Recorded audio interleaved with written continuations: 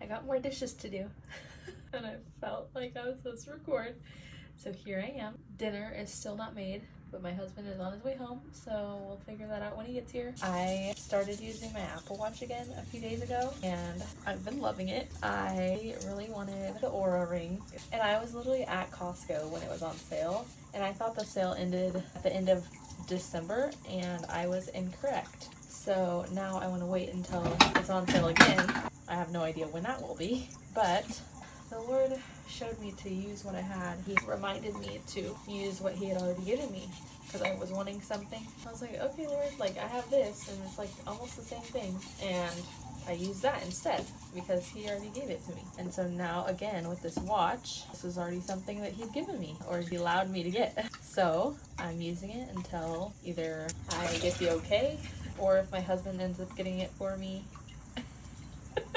I also was wanting one of those LED light that you can attach to the top of your phone or the mount on top of the camera, and he reminded me that I had this ring light over here that I paid a few $100s for a few years back when I was doing YouTube videos, and so I pulled that out of my closet and there it is. It's just really cool how the Lord's starting to show me that stuff, because before it'd be like, no, I'm gonna go buy something new, and then I realized I had way too much stuff. When we first moved into this house, Nick and I moved in together right after we got married, so 4 years ago now.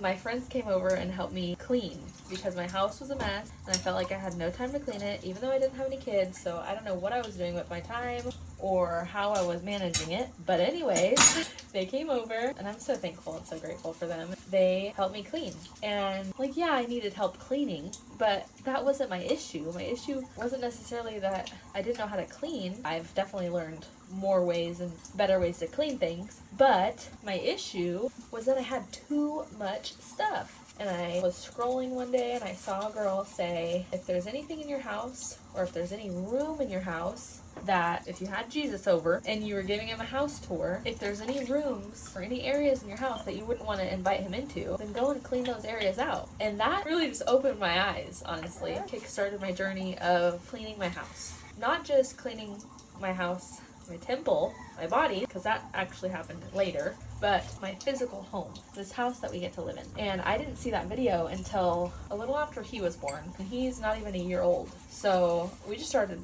putting stuff in boxes. Well, I did, because I have way too much stuff, and I realized that. And I'm very grateful that the Lord opened my eyes to all the stuff that I have. And there's a lot of scripture that's behind that. All of these things in this world are gonna get left behind one day. Like, yes, we can use them right now as tools to do things, which is nice. It's a blessing that we're able to do that. But I didn't need all the stuff that I had. And I don't even need all the stuff that I have now. I could probably still get rid of some stuff. But, you know, some things have sentimental value, and I like to look back at them and think of the memories.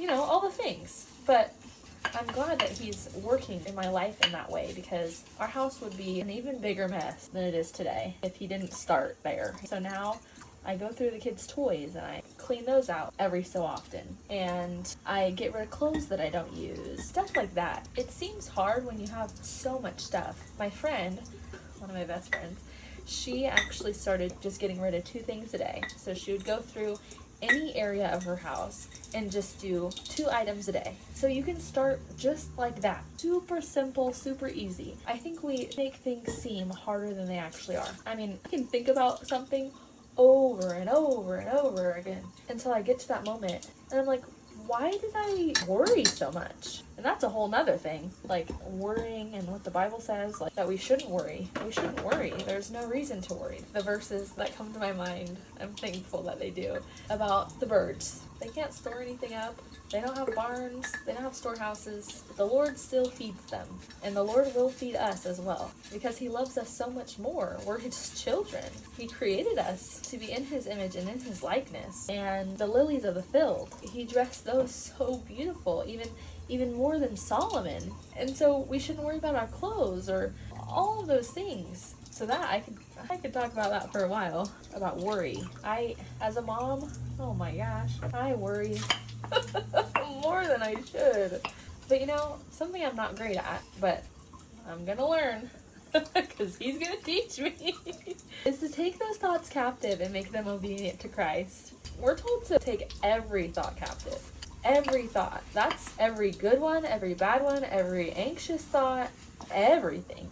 We're supposed to take them all captive and make them obedient to Christ. To think how much simpler our life and our minds would be if we did that every day. My goodness, you know? I mean, God and Jesus want the best for us. And the best, honestly, is yet to come. It's not even in this world. But the treasures and the rewards that we will receive are based on the things that we're doing now. I was reading that verse. I think it's in 1 Corinthians, is it? Maybe?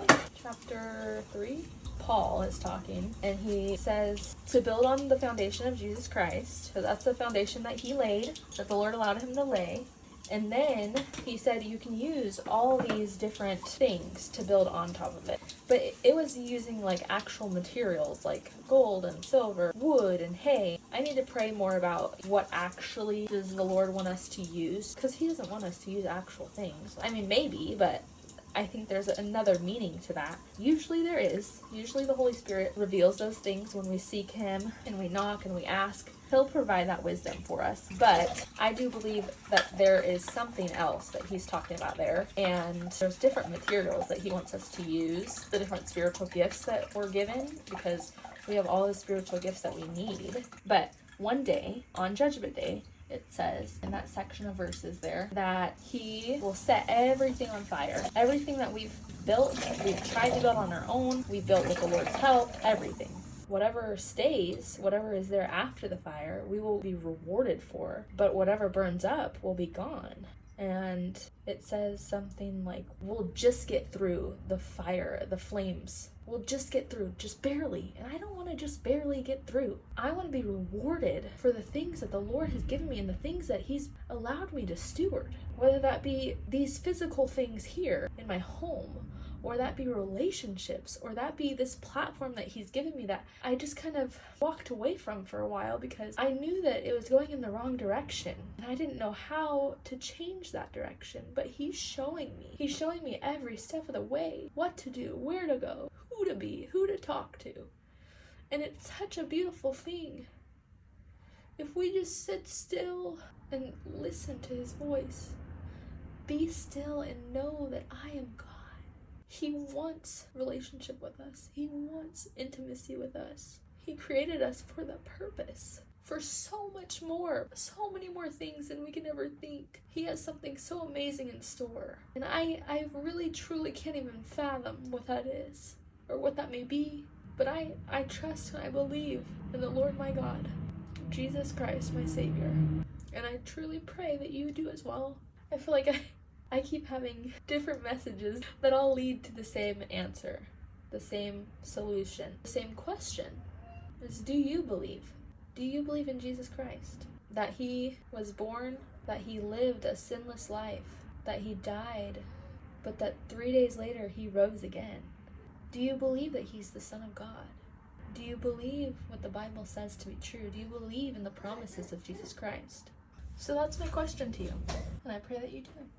I pray that you ask him, that you seek for him, that you knock on the door, because it will be opened. I love you so much, but Jesus loves you more.